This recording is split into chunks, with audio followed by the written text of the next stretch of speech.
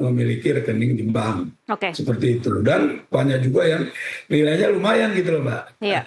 Oke, baik Pak Natsir, kalau kemudian pertanyaan selanjutnya adalah bagaimana PPATK menentukan bahwa satu rekening itu terindikasi ada aktivitas yang mencurigakan?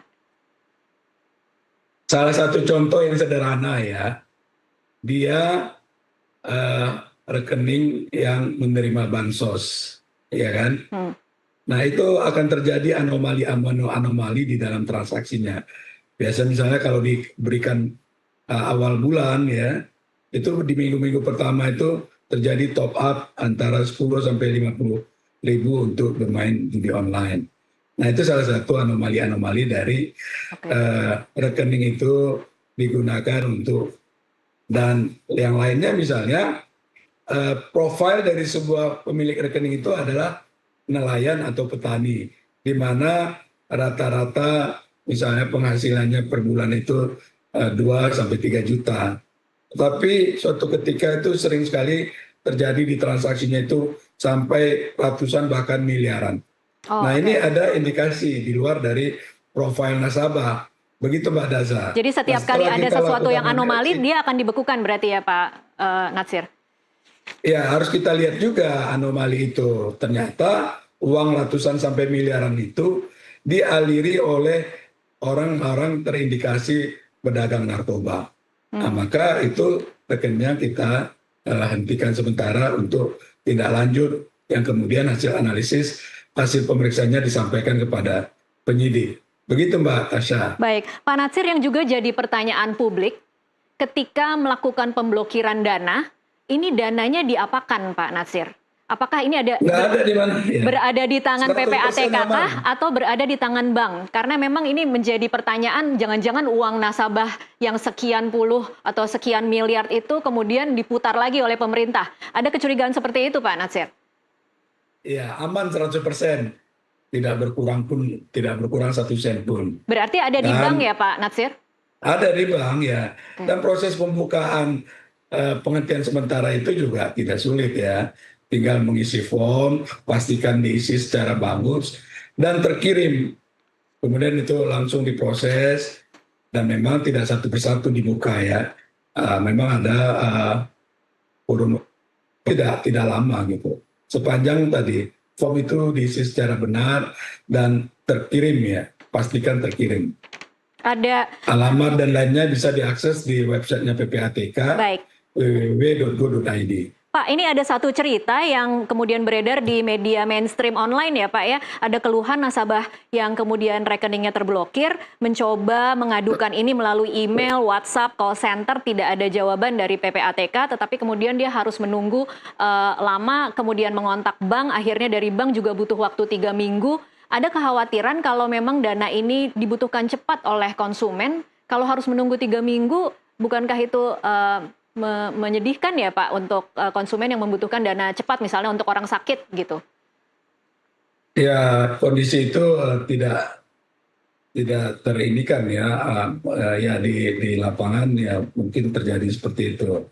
Tetapi dengan rendah hati kami memohon ya untuk kita bersama-sama lah berkolaborasi di dalam melindungi rekening kita itu agar terhindar dari kegiatan kejahatan.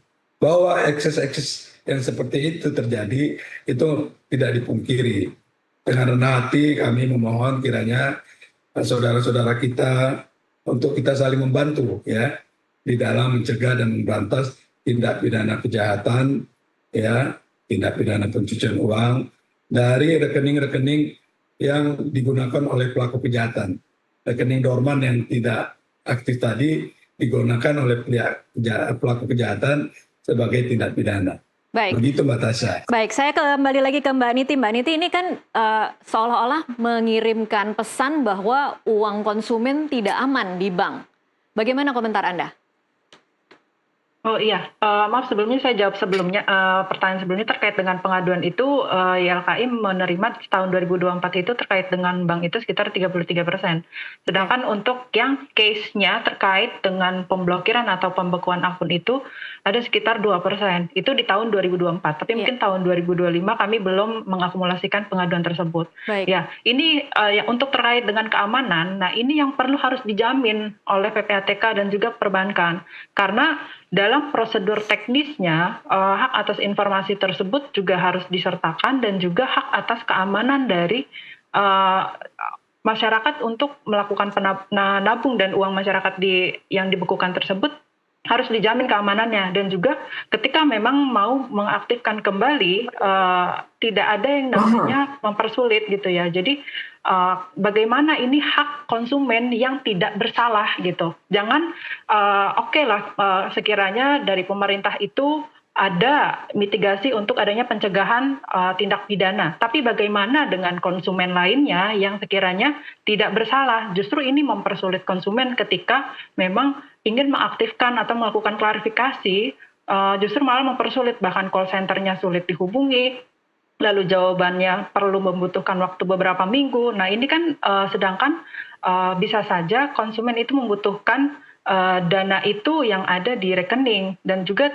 tidak ada uang cash lagi kan, apalagi jika itu di daerah ataupun mungkin yang aksesnya sulit. Nah ini bagaimana permasalahannya? Jadi mungkin kami berharap juga dari PPATK juga melihat lingkup dari masyarakat itu secara luas gitu. Oke mereka melakukan mitigasi, tapi memang pada dasarnya bagaimana teknisnya supaya konsumen itu juga tidak dirugikan dan tidak disulitkan adanya pemblokiran ini gitu. Karena dari persentase yang bersalah dan yang tidak bersalah kan lebih banyak yang tidak bersalah gitu kan. Jadi ini juga ada hak konsumen yang tidak bersalah yang dilanggar pada teknis prosedur pemblokiran akun tersebut gitu. Oke, kalau menurut Mbak Niti seharusnya dari PPATK bagaimana mekanisme agar kemudian memang rekening-rekening nasabah yang tidak aktif tidak digunakan untuk tindak pidana pencucian uang atau tindak pidana kejahatan lainnya, tetapi tidak mencederai para pemilik rekening yang memang menabung dengan metode memang jangka panjang diendapkan dan tidak ada transaksi apa-apa. Ya, yang pertama ini tentu harus ada yang namanya krisis center atau hotline yang sekiranya mudah untuk dijangkau oleh masyarakat.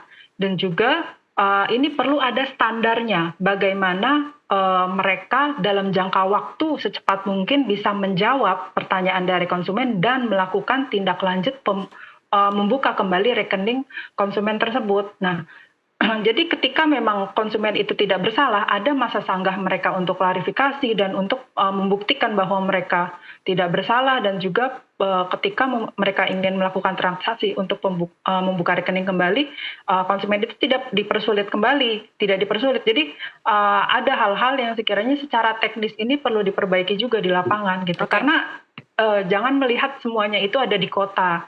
Coba kita lihat yang di desa atau di daerah yang lain yang sekiranya banknya itu jauh ataupun akses untuk informasi hotline-nya itu juga tidak terjangkau dan bagaimana prosedur mereka untuk membuka rekening tersebut pun juga harus diinformasikan. Baik. Baik, ini mudah-mudahan juga dicatat Pak Natsir ya, evaluasi perbaikan untuk sistem buka blokir dan juga hotline nanti mungkin bisa dicatat Pak Natsir, tapi kita jeda dulu Pak Natsir dan Mbak Niti. Ya, terima kasih masukannya Bu Niti. Baik, kita akan jeda dulu sejenak, masih akan kita lanjutkan di segmen selanjutnya, pemirsa tetaplah bersama kami.